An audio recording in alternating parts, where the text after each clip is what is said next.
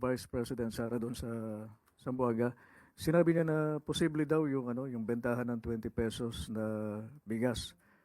Pero ayaw niyang ibahagi kung paano gagawin yung pagbebenta ng 20 pesos na kada kilo ng bigas. Kasi ayaw niyang tulungan si Pangulong Marcos.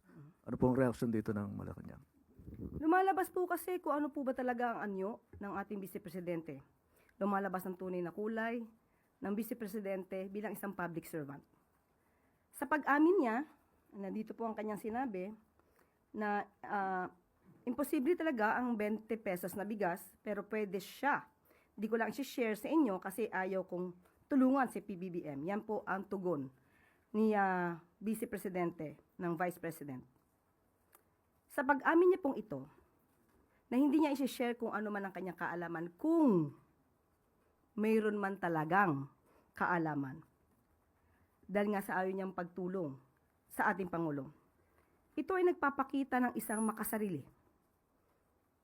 Tandaan po natin, kung ano man po ang kaalaman na mayroon kayo para sa taong bayan, ito po dapat ay agad-agad na isinasagawa at hindi po dapat ito tina-timing.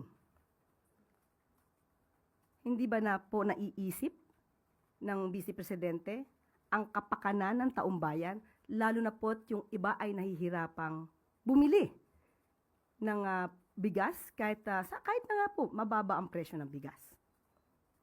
Tandaan po natin, ang paglilingkod sa bayan ay hindi isang laro. Ang gobyerno, ang bansa ay hindi isang malaking playground. Huwag naman po sana maging asal bata ang Vice Presidente.